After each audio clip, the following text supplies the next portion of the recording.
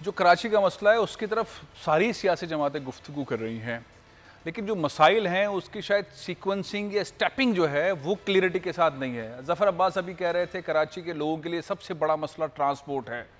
Transport के बारे में पीपल्स पार्टी 13 सालों से कई प्लान बनाती रही, बहुत सारे प्लान बताती रही, कई हज़ार बसें लाती रही, लेकिन इत्तेफाक से कोई बस आ नहीं सकी। और जो बसें चल रही थी वो भी बंद हो गई। नेमतुल्ला खान साहब के दौर के अंदर बसें चलती थी वो बंद हो गई। पानी का मसला है, सड़कें ठीक नहीं हैं, कचरा नहीं उठ रहा, रोज़गार का मसला है, कॉलेज के अंदर एडमिशन नहीं हो रहे, नौकरियां नहीं मिल रही, करप्शन बहुत सारी है, बहुत सारी चीज़ें ऐसी हैं जिन सारे मसलों को एड्रेस करने वाली एक मुस्तनद तौर पर एक कैंपेन जो चला रही है वो जमात इस्लामी बहुत एक भरपूर कैंपेन चला रही है। हाफिज़ नईमुर रहमान साहब जो अमीर जमात इस्लामी कराची है वो मेरे साथ मौजूद हैं। हाफिज साहब, ये हम जब मसाइल को देख रहे होते हैं, अंबार आता है, भी ज़फ़र अब्बास साहब बता रहे थे, आप मुस्तकिल एक पूरी कैंपेन चला रहे हैं। हम सुन सुन के थक गए हैं, सॉल्यूशन नहीं आता, हल नजर नहीं आते। इजलास होते हैं, एक इजलास मिनिस्टरों की, चीफ मिनिस्टरों की लड़ाई होती है, फाइलें पटक कर चले जाते हैं, मसला हल नहीं होता। हम किस सिम जा रहे हैं हाफिज साहब?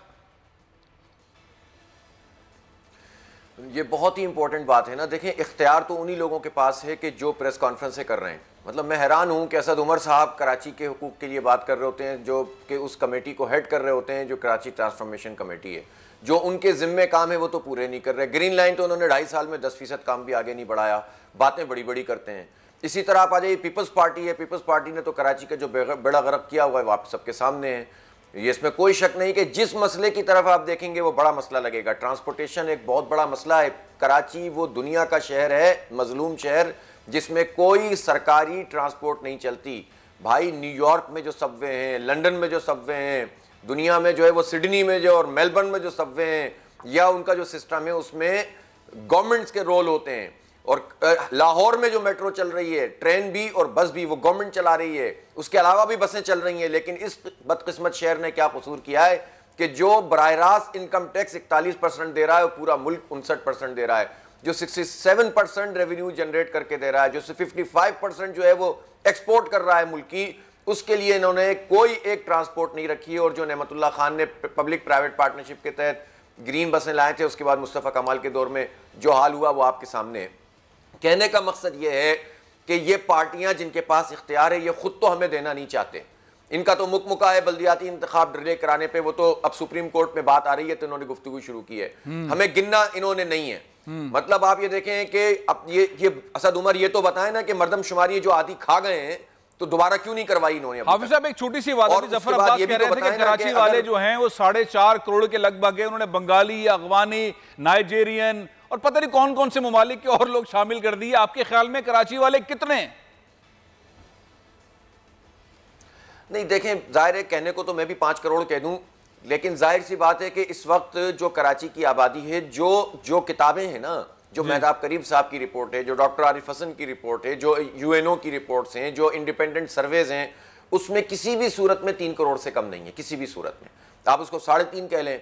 और मर्दमशुमारी का उसूल यह है कि इसमें बंगाली भी गिना जाएगा, जो है वो बर्मी भी गिना जाएगा और अफगानी भी गिना जाएगा। गिना तो सब जाएंगे, जिस तरह मुल्क के दीगर हिस्सों में गिने जाएंगे यहां भी गिने जाएंगे। तो आप उन्हें एक क्लिक से जो मुल्क के दूसरे हिस्से के लोग हैं उनको वहां पर मुंतकिल नहीं कर सकते। जो 40 साल 50 साल से यहां रह रहा है वो यहीं गिना जाएगा। तो ये बताएं ना पीटीआई और पीपल्स पार्टी के इस पर वो क्या कर रहे हैं। पीपल्स पार्टी भी सिर्फ आबादी का मसला उस वक्त उठाती है जब उसे बल्दियाती इंतखाब डिले करना होता है। वरना हमें मालूम है कि अगर सिंध की आबादी को ठीक करने की बात हुई तो कराची की आबादी ठीक होगी, और कराची की गिनती बढ़ती जाएगी, वडेरों की गिनती सिंध असेंबली में कम होती जाएगी।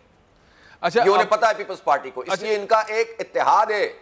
इनका एक इत्तेहाद है, कराची की गिनती बढ़ेगी, वडेरों की गिनती कम होगी, तो इसके नतीजे में जाहिर है ये समझते हैं कि हमारे लिए तो मसला बन जाएगा। मतलब ये हल ही नहीं होना, पार्टियां कराची को हल ही नहीं करती, ये चलता रहेगा और इससे टाल मटोल होती नहीं। हल होने का तरीका है। अच्छा फैसल भाई, हल होने का तरीका है, जो तरीका जमात इस्लामी ने इख्तियार किया। अभी तो हमने कल 50 धरने दिए, और ये खुद एक अजीब बात है कि वो शहर की जिसमें रोज ट्रैफिक जाम होता है, हमारे 50 धरने भी चलते रहे और ट्रैफिक भी चलता रहा।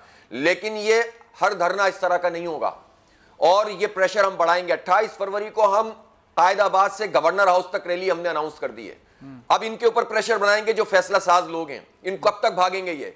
इनको अवामी दबाव से इंशाल्लाह मजबूर करेंगे, अवामी दबाव से। अब यही रास्ता है, क्योंकि ये जमहूरियत पे तो ये यकीन ही नहीं रखते, ना नून लीग, ना पीपल्स पार्टी, ना पीटीआई, ये तो एक डिक्टेटर रूल की तरह से चलाते हैं। क्यों हमारी आबादी खाली, इसका जवाब तो इमरान खान को देना पड़ेगा। क्यों कोटा सिस्टम गैर मुय्यना मुद्दत के लिए पीटीआई और एमक्यूएम की वफाकी काबीना ने बढ़ाया, इसका जवाब इमरान खान और एमक्यूएम को देना पड़ेगा। क्यों हमें मुलाजिमतें नहीं दी जा रही, इसका जवाब पीपल्स पार्टी को देना पड़ेगा।